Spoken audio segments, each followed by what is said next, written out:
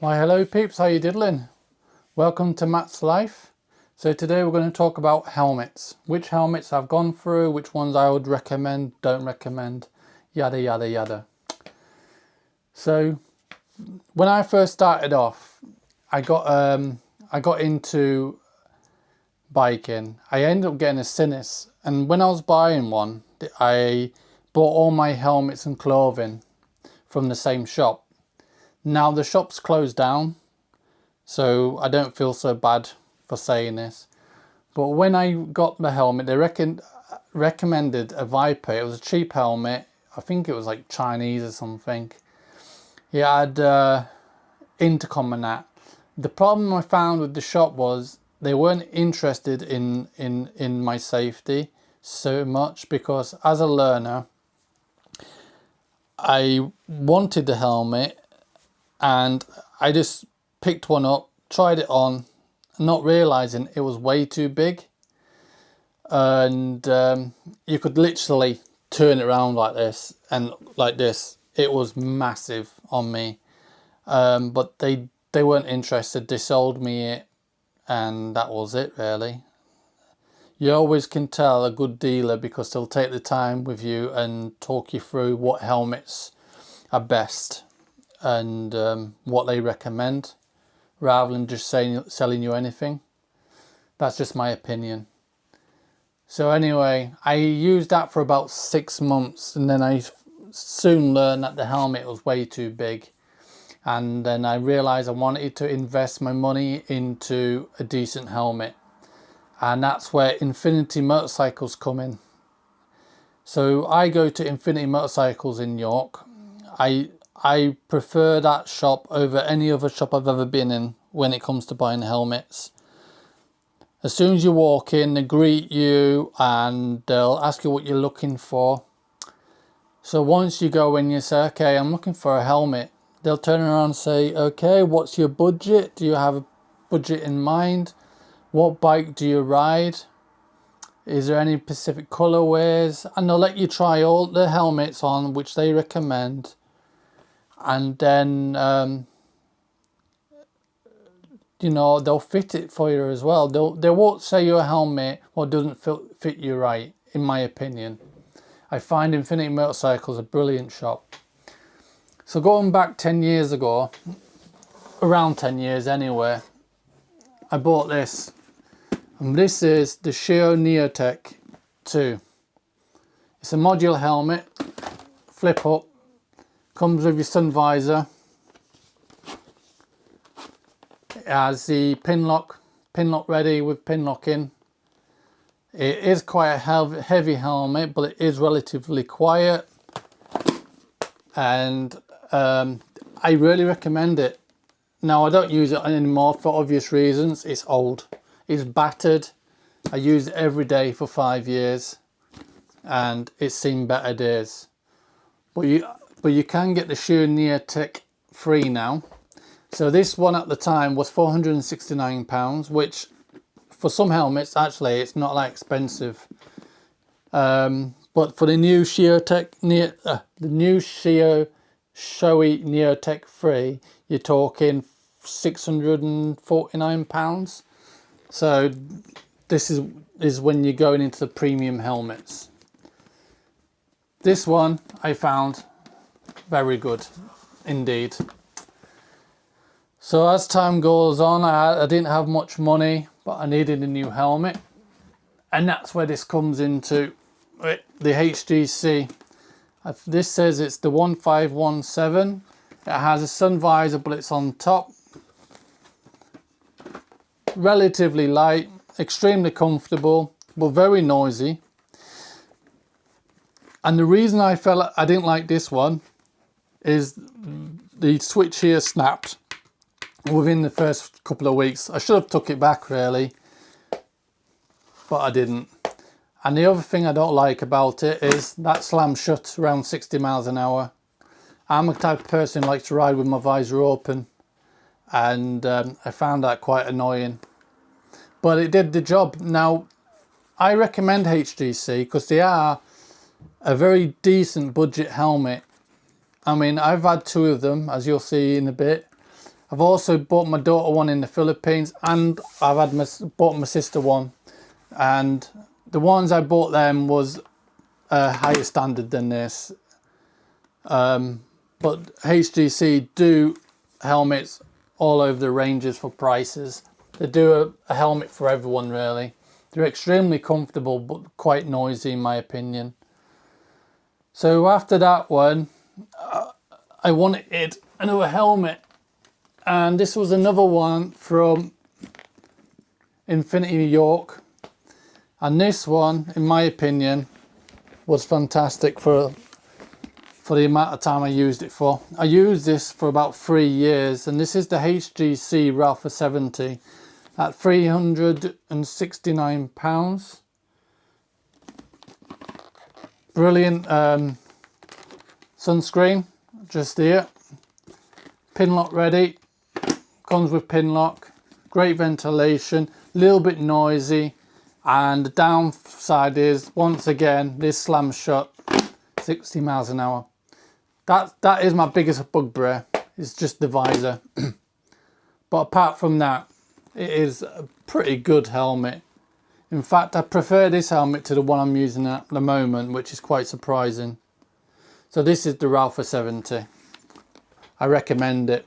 £369 at the time. Nowadays you'll be able to get that much cheaper. Go into Infinity and I'm sure they'll help you out.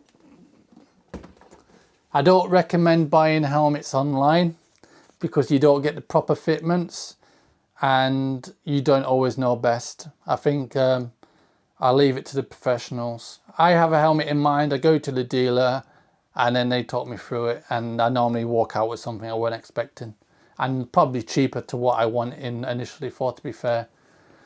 So after the HGC helmet, I had a Versys 650, and this is the Explorer helmet.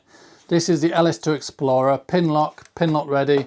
Comes with a fantastic sun visor, and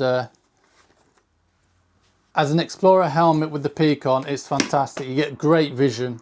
That visor is massive and it gives you a brilliant view of the road. Downside is a little bit noisy, and as an Explorer helmet it's fantastic, but they say it's a dual helmet so you can take it off, but I don't recommend it. I took the visor off, the sunscreen off, the peak off, sorry, thinking I'd get away with it, but on my bike, this now, the BMW, it just lifts up and shakes. It's not the best helmet. It is carbon fibre. It cost me £300, and it comes with a fantastic bag to hold it in. I do recommend it, but only as a adventure helmet. 300 quid, not bad. Not bad whatsoever.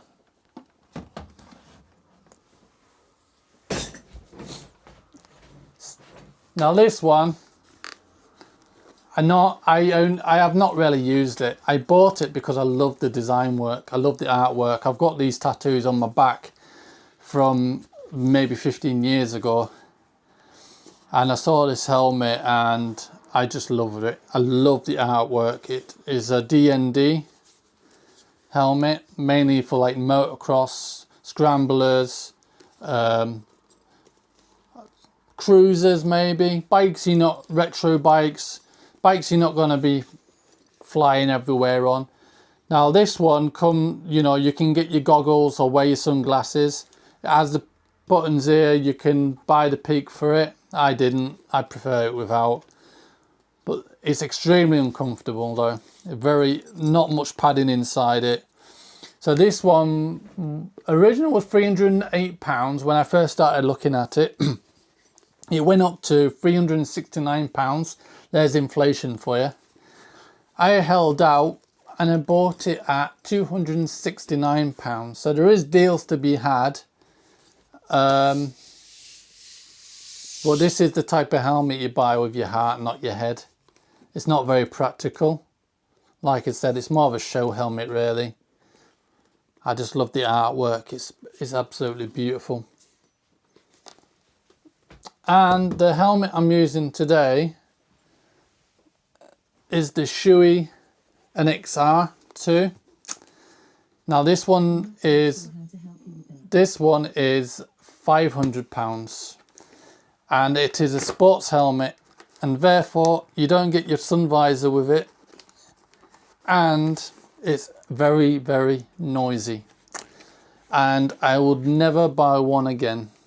As much as I think it's beautiful, the blue on it, I don't know if that picks up on the camera, the blue on it with the flake is absolutely stunning. It is pin lock ready. It does come with a pin lock visor, but it is very noisy. Comfortable but noisy.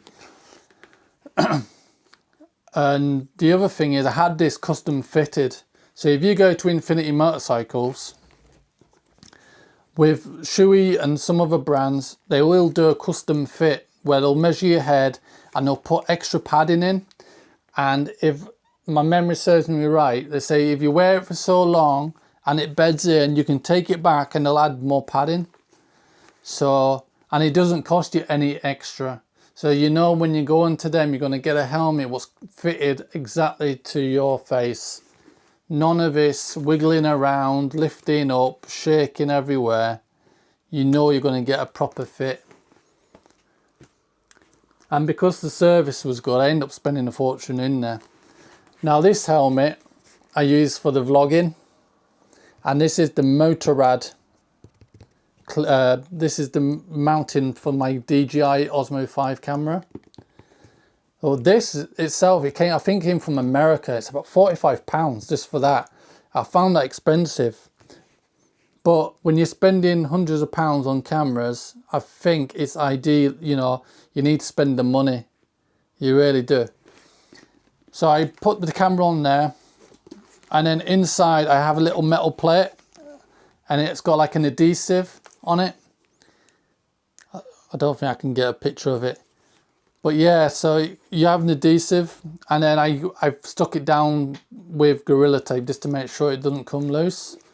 And then with that I use the mini mic, DJI mini mic, and it has a magnet on it, and I just clip that inside. Now the audio I'm still working on. That is a pet peeve with me. The audio on my videos I'm not happy with. But I've got some friends who do the vlogs, and I'm taking tips from them, trying to get advice. And this is the remote. I bought this, and I think this one was £60 or something like that. And I put this either on my handlebars when I'm doing the motor vlogs, or I put it on my wrist when I'm doing my walking videos and the cooking videos. So there you have it, really.